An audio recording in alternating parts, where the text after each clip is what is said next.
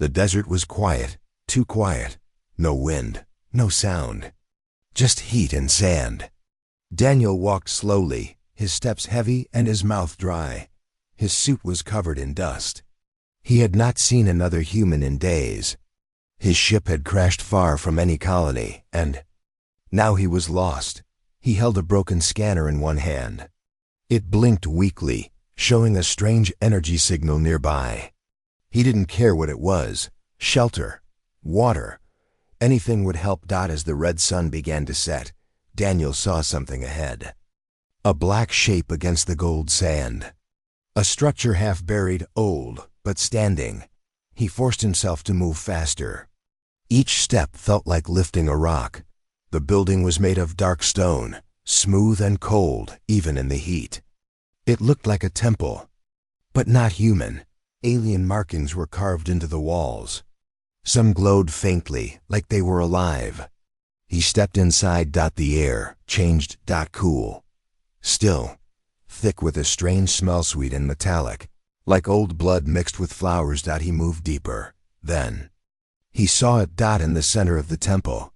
Firelight danced across the floor, but there was no fire. A red glow came from a ring of ancient symbols carved into the stone. Floating in the center of that circle was her, a woman. Or at least something that looked like one. She had soft lavender skin and long dark crimson hair that flowed as if in water. Her eyes were closed, her arms hanging by her sides.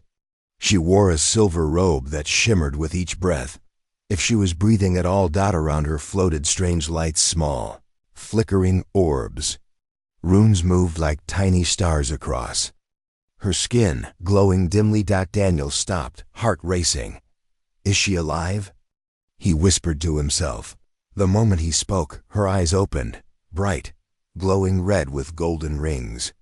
They locked onto him instantly. He froze. She didn't move. Daniel stepped closer, slowly. The room felt charged, like standing near lightning.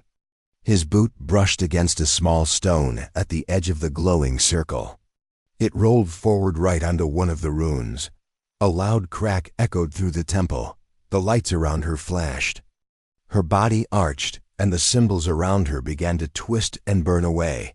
Then she dropped to the floor. Daniel rushed forward. Hey, are you okay? She coughed, then slowly looked up at him. Her voice was soft, but sharp like glass. You freed me. He blinked. What? I was trapped here. For over 500 years. She stood weakly, her legs shaking. He moved to help her, but she held up a hand. Do not touch me, yet. Daniel stepped back. Her glowing eyes studied him, scanning every inch. You're human. Not of this world. Yeah, my ship crashed. She tilted her head. Then fate has brought us together. You have done what no other could. Daniel watched her carefully. She was clearly powerful and dangerous. She took a slow breath and said, As tradition demands, I owe you 3 gifts. 1 for each soul thread you broke to free me. Daniel frowned. Gifts? What kind of gifts? Anything your heart desires. His eyebrows rose. Anything? She nodded. He stared at her. The flames in her eyes were no trick. She wasn't lying. He thought for a long moment. Then, a slow smile spread across his face. Okay, he said. For my first wish, I want you to stay with me. She blinked. Stay? Yeah, not to fight for me or serve me. Just stay. Be company. I've been alone too long. Silence. Then, something strange happened. Her cheeks changed color, soft purple, turned slightly pink. She lowered her eyes. She was blushing. A succubus, ancient and powerful, was blushing like a shy girl. Daniel narrowed his eyes. Is that a problem? She looked away. No, I just wasn't expecting that. Why? What do people usually wish for? She gave a small smile. Power, riches, bodies, blood. Daniel shook his head. I've had enough of death. She looked at him again, something gentle in her gaze now. Very well, she said. I will stay. Daniel nodded, though a quiet voice in his head whispered, "This might be the worst or best thing I've ever done." As the two walked out of the temple together, the runes behind them dimmed. But deep below the stone, something stirred. The succubus had been sealed away, not just because of her power, but because of what she knew. And now that secret was walking beside a human. The desert night was colder than Daniel expected. He and the succubus walked side by side, their footprints trailing behind them in the moonlit sand. The temple was now just a dark shadow in the distance. Daniel couldn't stop glancing at her. She didn't speak, she didn't smile, but she stayed close. That was enough. For now. Her name, she said, was Lysera. She moved like a ghost light on her feet, no sound. Her glowing eyes scanned everything, sky, rocks, even Daniel. It wasn't fear. It was something else. Like she was watching for something only she could sense. "You always this quiet?" Daniel asked, kicking a small rock ahead. She looked at him but said nothing. He chuckled. "Right. I free you, make a wish, and now I get the silent treatment?" She stopped walking. Daniel turned to her, eyebrows raised. "I am not angry," she said softly. "I am confused." "By what?" "You didn't ask for power. Or revenge. Or me." Daniel shrugged. "I've seen enough war to know those things don't last. But loneliness, that sticks." She tilted her head, studying his face like it was a puzzle. "Are all humans like you?" She asked. "Nope, most would have asked for the other stuff." Lysera gave a small laugh, quiet, but real. The sound surprised Daniel. It was warm and a little sad. They reached the remains of an old research outpost. Half buried in sand, the place was broken, but not dead. Solar panels hung loosely, cables ran like veins across the walls, and a weak emergency light blinked red near the door. Daniel tapped in an override code and opened the hatch. Inside, it smelled of rust, old plastic, and heat. Not cozy but safe. He tossed her a blanket and pointed to the cleanest corner. "You can sleep there if you want." She stared at the blanket like it was a weapon. "I don't sleep," she said. "You don't need to rest." "I don't need to. But I want to." That answer made Daniel pause. He nodded slowly. "Suit yourself." He lay down, folding his jacket under his head. Lysera sat nearby, legs crossed, hands folded in her lap. Her long hair fell over her shoulders like a curtain. She closed her eyes. For the first time since they met, her glow dimmed. Silence filled the room. Then came a sound. A ship. Low, rumbling, growing louder. Daniel shot up, running to the window. Dust flew up in the dark. A bright blue shuttle was landing outside the temple, far off but visible. Daniel's heart sank. "Scavengers?" Lysera opened her eyes. "No, hunters. Hunters, after you. They are called soul wranglers. They work for the Empire. They collect things like me, to lock us away, or break us apart." Daniel's jaw clenched. "How'd they find you so fast?" She stood. Magic always leaves a scar. Someone must have felt the seal break. He grabbed his old laser tool, barely charged. "I'll buy us some time. You run." But she shook her head. "No, I am your gift now. I do not run." Before Daniel could speak, Lysera stepped outside. What happened next? He couldn't believe. The soul wranglers were armored head to toe, weapons charged, drones scanning in every direction. Lysera walked straight into the open, her hands at her sides, target identified. One shouted. They fired. But the first shot lit the air, Lysera changed. Her cloak burned away in a flash of red light. Her body shimmered, not just beautiful, deadly. Runes flared across her arms and neck. Her hair rose like fire. And her eyes, those eyes turned into suns. She raised one hand. The blaster bolt stopped mid-air, spinning slowly. The frozen shots turned around and flew back at the soldiers. Screams, sparks, Chaos. Daniel stood frozen at the door, watching. As Lysera moved like a storm, she didn't touch anyone. She didn't speak. But her power danced across the sand like fire on oil. Within seconds, the hunters were gone, fled, or unconscious. Then, silence. Lysera stood alone in the moonlight, breathing hard. Her light dimmed again. She looked smaller now, weaker. Daniel walked to her slowly. "You okay?" She nodded. "That was intense," he said. "I didn't want you to see that," she whispered. "Why not?" "Because you asked me to stay for company, not for war. And now I've shown you what I really am." Daniel smiled, gently touching her arm. "You showed me that you'd fight to protect me. I'm okay with that." She looked at him, surprised. Then she smiled too, just a little, but deep inside. Daniel felt a chill. She didn't blush this time, because whatever was happening inside her, it was getting stronger. And it wasn't just emotion. It was memory. The fire crackled softly inside the old outpost. Daniel sat across from Lysera, watching the orange glow reflect in her strange, golden eyes. Outside, the sand still blew softly, covering the tracks of the soul wranglers they had escaped. Lysera wasn't looking at the fire. She was staring at her own hands, as if they frightened her. Daniel broke the silence. "You saved my life, again." Lysera didn't speak. "You didn't have to go that far," he added. Still nothing. Daniel leaned forward. "Talk to me, Lysera. You're not just scared, you're ashamed." Finally she looked up. Her face was calm, but her eyes were not.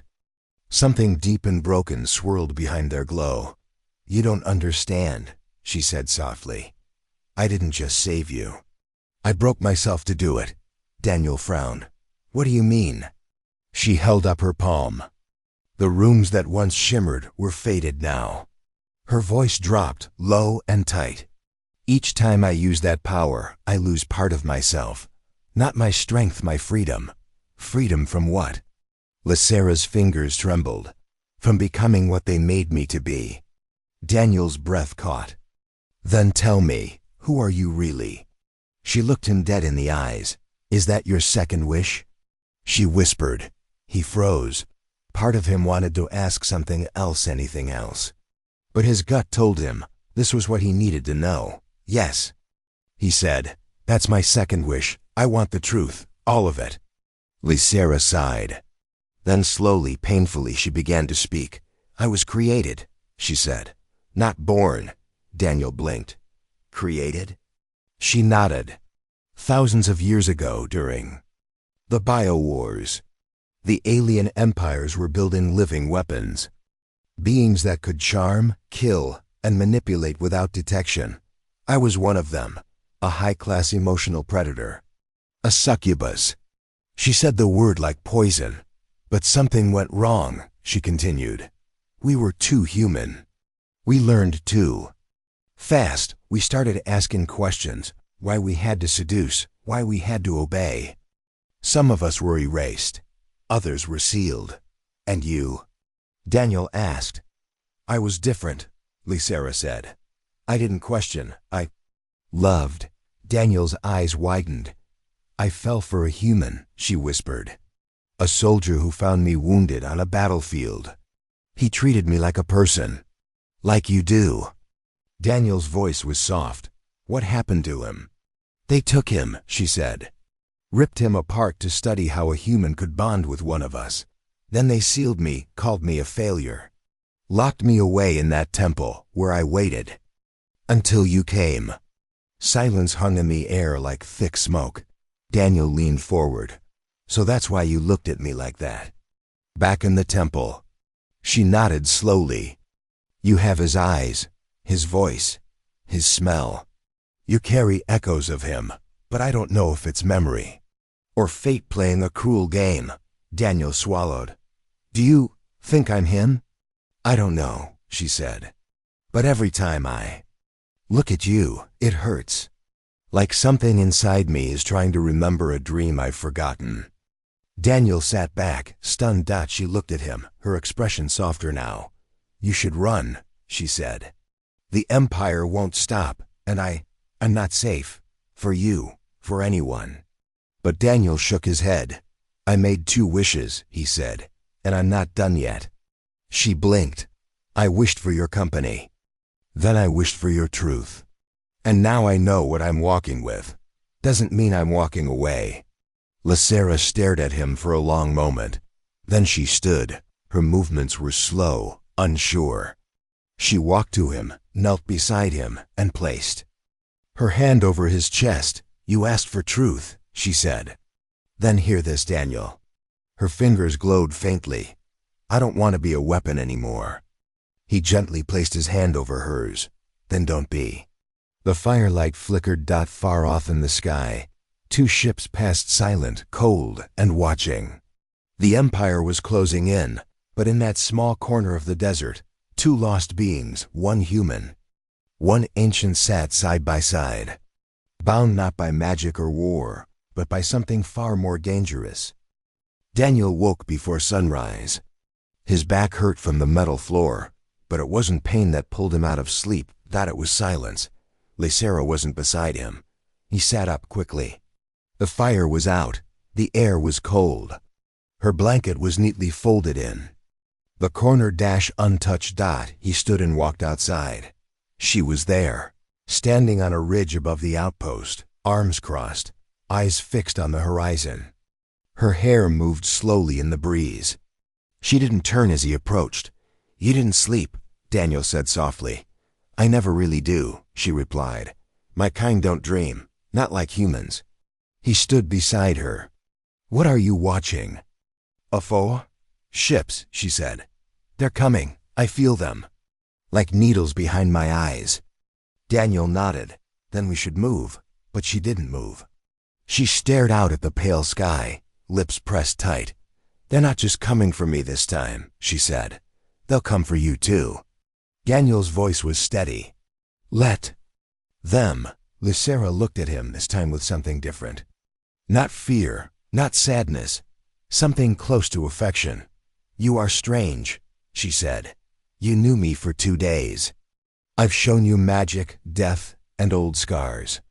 Still, you stay, he smiled. I told you. Loneliness is heavier than danger. She opened her mouth to speak, but something in the sky caught her attention. A flicker of metal. Then another. 2 ships, low, fast, silent. Daniel swore. No chance they're merchants. Lysera's eyes narrowed. They wear red. Royal soldiers, elite class. They don't come to capture. Then what? To erase. Daniel turned. We need to go, now. They rushed back inside the outpost. Daniel grabbed what little gear they had. A half-charged energy blade. A flare, some data chips. He handed Lysera a small scanner. She took it, but her hands were shaking. He stopped. You're afraid? She didn't answer right away. They're not just soldiers, she finally said. They're purge walkers. The ones who hunted us during the rebellion. They know me. I used to serve under them, before I broke code. Daniel stared at her. You were one of them? She nodded slowly. I was their best weapon, until I fell in love with a human. Daniel's chest tightened. He didn't know what to say. Suddenly, a voice cracked through the scanner. This is Commander Reth of the Empire. You are harboring a Class 9 soul entity. Step outside now, or this facility will be turned to ash. Daniel looked at Lysera. She was frozen. He walked to the door. She grabbed his wrist. Don't, but he smiled. I won't fight them. I'll talk, maybe buy time. She shook her head. You don't know them. They don't take prisoners. Daniel gently pulled away. Then I'll distract them. You run. She grabbed his face, suddenly hands trembling. Don't die, she whispered. He nodded, stepped out, and raised his hands. The ships hovered close to the ground, engines humming. Soldiers in red and black armor stood in formation, weapons glowing. A tall figure walked forward, Commander Reth. His face was like stone, his eyes sharp.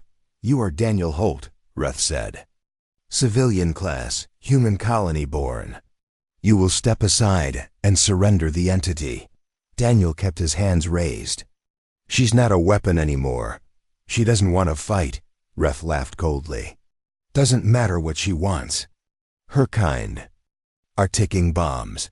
We don't ask questions. We burn the spark.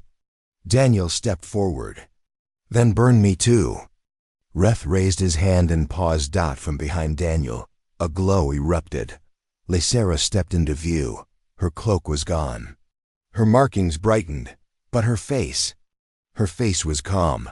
I will come with you, she said, but let the human go. Reth nodded. Acceptable. No, Daniel snapped. You don't have to. She turned to him, eyes soft. I do. Then she whispered, barely loud enough for him to hear. They'll let their guard down. When they do, run. And in a blink, she was gone, taken, shackled in golden restraints. The ships lifted into the sky. Daniel fell to his knees. The outpost was quiet again, empty, but the fire inside him had only just begun to burn.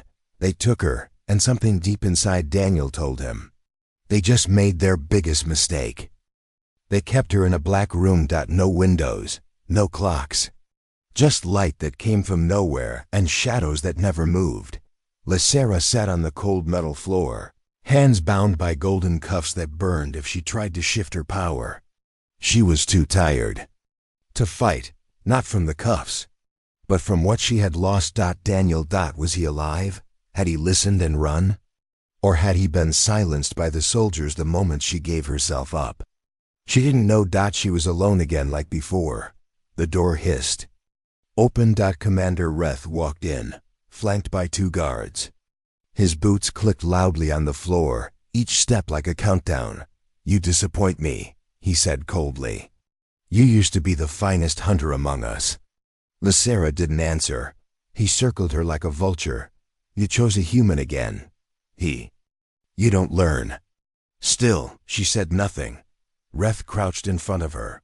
Do you love him, this Daniel Holt? Her fingers clenched. Reth chuckled. That's a yes. Poor thing. Always falling for the ones who break you. He stood. You know the procedure, he said. We drain what remains of your code. We erase the soul prints. We wipe the body, then burn it. Lysera raised her eyes. Then do it. But Reth smiled. Not yet. He's coming for you. She blinked. We let him track the ship, Reth said. A little show for our men. A final test. We'll make him watch what happens to you. He turned and left. The door hissing closed behind him. Lysera's heart raced, not from fear, but from something stronger. Hope. Meanwhile, Daniel crouched inside a broken cargo crate, watching the Empire facility through cracked binoculars. It was a fortress. Energy walls, drones, guards, turrets. He didn't stand a chance, but that didn't matter. He wasn't here to win. He was here to make his third wish. He whispered into the cum chip in his hand. Lysera, if you can hear me, I'm coming. He swallowed hard and stepped out.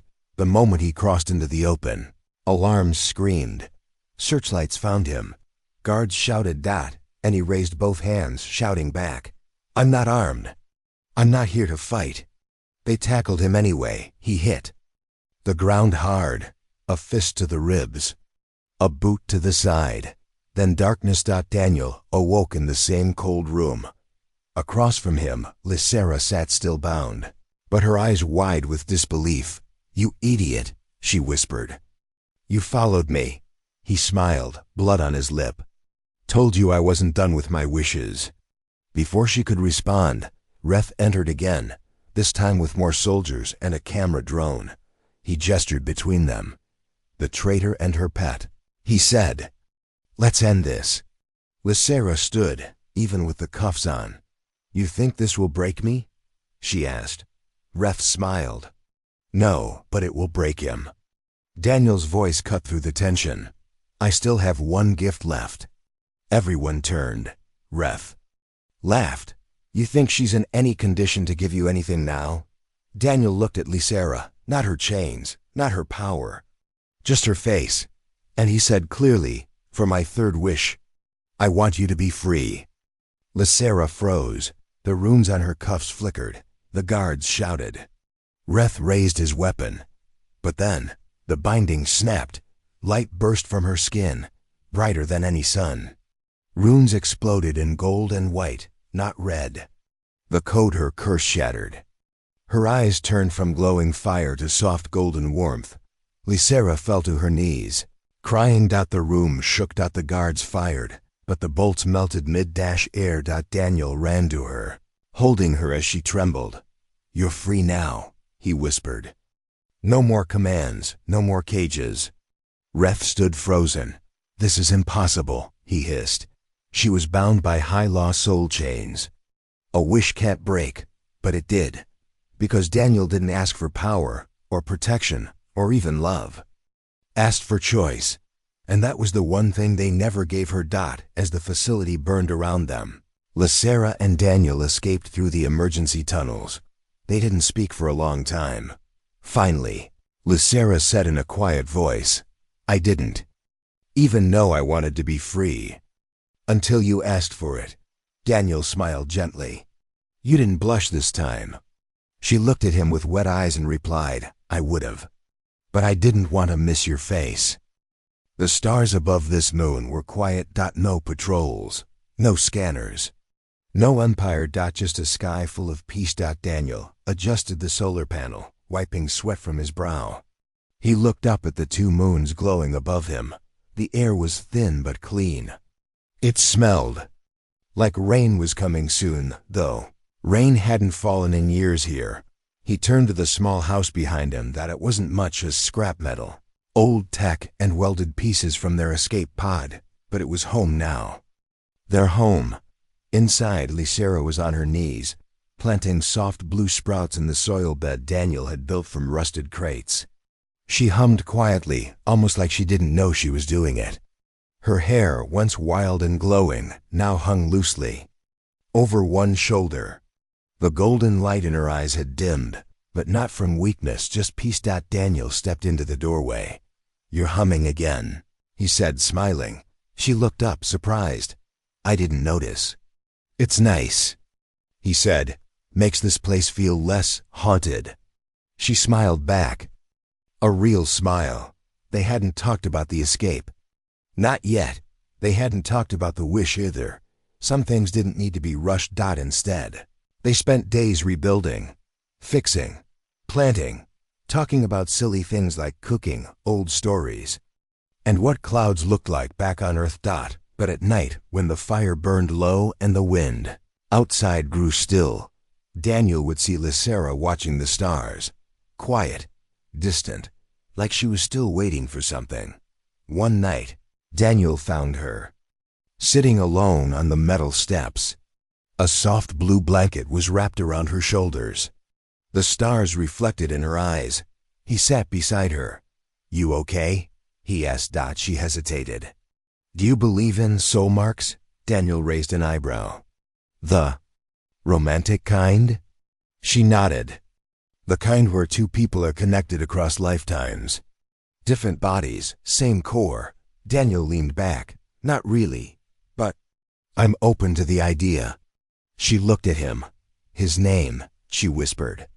"The human I loved before they sealed me." Daniel turned to her, listening. She continued slowly, as if speaking it out loud broke something inside her. His name was Daniel too. His breath caught in his throat. She stared at her hands. "They took him from me. I never got to say goodbye. Never got to ask if what we had was real." Daniel looked away, trying to hide the storm brewing behind his calm eyes. "And now?" he asked. "What do you feel when you look at me?" She took a long breath. "I feel confused, like I'm standing in a place I've been before, but nothing looks the same. I know your face, your laugh, the way you tilt your head when you're thinking, but I don't know if it's him, or you, or both." Daniel was quiet. "I'm not asking for answers," she said. "I just needed to say it." He reached out, gently placing his hand over hers. You don't need to figure it out today, he said softly. We have time now. No war. No chains, just us. She looked at him, really looked. You still only used 3 wishes, she whispered. He smiled. Then I'm saving the 4th for something special. Lysera gave a soft laugh and leaned her head against his shoulder. For a long while, they just sat there, listening to the wind and the hum of the moon's quiet life.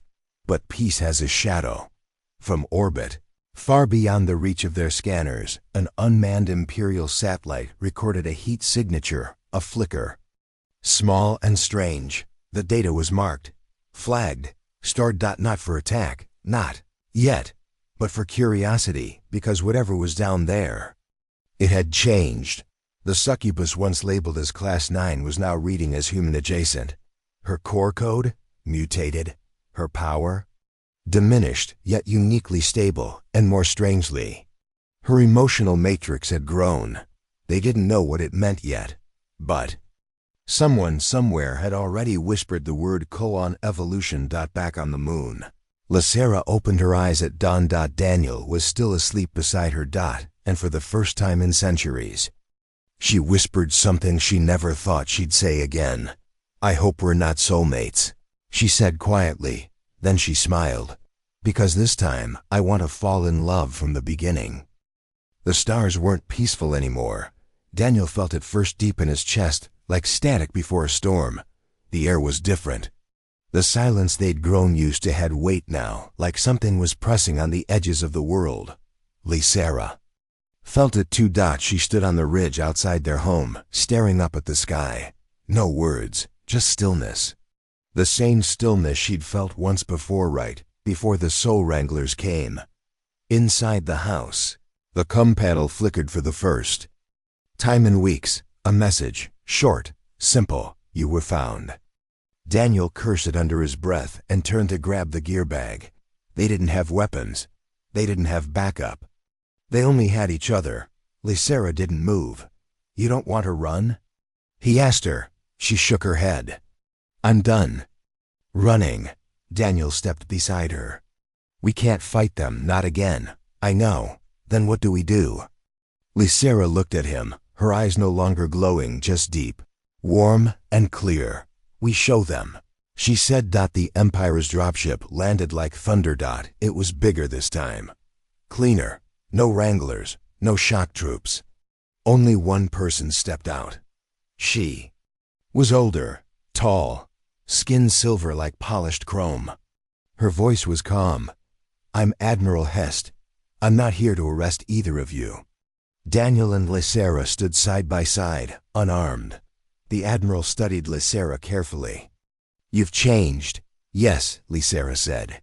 Because someone made a wish I didn't expect. 3, actually, Daniel added. The Admiral gave a small smile. And what do you want now? Lysera stepped forward. I want you to see what I've become. Not what I was made to be. The Admiral held out a small device. It hummed, scanned, then beeped. Your code is altered. Your matrix is no longer Class 9. You're showing markers of emotional independence, empathy, even fear. We've never seen this. Daniel crossed his arms. So are you going to burn the spark again? No, the Admiral said. Not this time. She turned and looked at the horizon. You are something new. The Empire doesn't destroy things it doesn't understand anymore. Not since the rebellions. We observe. We learn. She nodded toward Daniel. He's part of this. Your evolution. Lysera didn't reply. She didn't need to. Her standing beside Daniel said enough. The Admiral looked at both of them and said, If you choose exile, we'll leave you alone. If you choose to come with us voluntarily, we'll study you, but you'll be safe. Daniel and Lysera exchanged a glance. Then Lysera spoke. We choose here, the Admiral nodded. Then here you will stay, but be warned. Others may come. Not all will offer choices. And with that, the ship lifted into the sky and vanished.